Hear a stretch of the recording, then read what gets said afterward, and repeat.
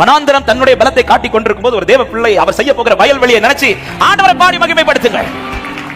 ஆமே, ஆரம்பத்தில் கொஞ்சம் அலையாவது செஞ்சோம். இப்ப என்ன ஆயிடுச்சுன்னா இதுக்கு அடுத்த ஒரு ஸ்டெப் எடுத்து வைக்கிறது கூட எனக்கு பயம். அதை திகைத்து திரிகிறார்கள் பயம். அடுத்த ஸ்டெப் நான் வச்ச என்ன ஆயிரும் என் லைஃப்ல, அடுத்த ஸ்டெப் நாங்க இதை வச்ச என் குடும்பத்துல என்ன ஆயிரும், அடுத்த ஸ்டெப் நாங்க இந்த காரியத்துல மூவ் பண்ணா என் பிள்ளை விஷயம் என்ன ஆயிரும். ஆமே, அடுத்த ஸ்டெப் வைக்க முடியாமல் அந்த வாசல் அடைபட்டு வரும். இந்த வனாந்திர வாழ்க்கையே என் லைஃபா இருக்குமானால் சீக்கிரத்தில் என் லைஃப் பெரிய ஒரு அழிவு பாத்திரம். ஆமே, அடைக்கிறது, அலைகிறது, அழித்து போடுறது. ஆனா இந்த வனாந்திரம் மற்றவர்களுக்கு முடிவு.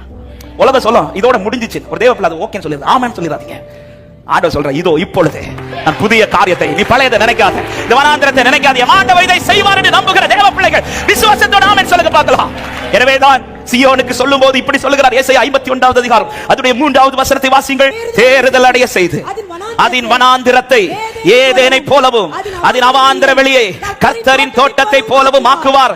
எல்லாரும் இந்த கடைசி வார்த்தையை சேர்ந்து வாசிப்போமா? சந்தோஷமும் மகிழ்ச்சியும் துதியும் கீத சத்தமும் அதில் எதில் உண்டாகும்? இந்த வனாந்திர வாழ்க்கையில சந்தோஷமும் மகிழ்ச்சியும் துதியும் கீத சத்தமும் உண்டாகும் என்று விசுவாசிக்கிறவங்க எத்தனை பேர் இப்பொழுதே ஆர்ப்பரிக்க துவங்க முடியும்? இந்த ஆகஸ்ட் மாதத்துல இப்பொழுதே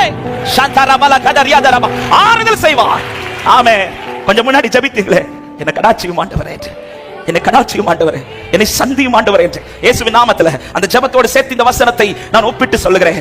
அவர் சந்தித்து சீயோனை உனக்கு கர்த்தர் ஆறுதல் செய்வாராக, உன் பாலான ஸ்தலங்களை கர்த்தர் தேர்தல் அடைய செய்வாராக. இது உன் மதில்கள் எடுப்பிக்கும் காலம் வருகிறது.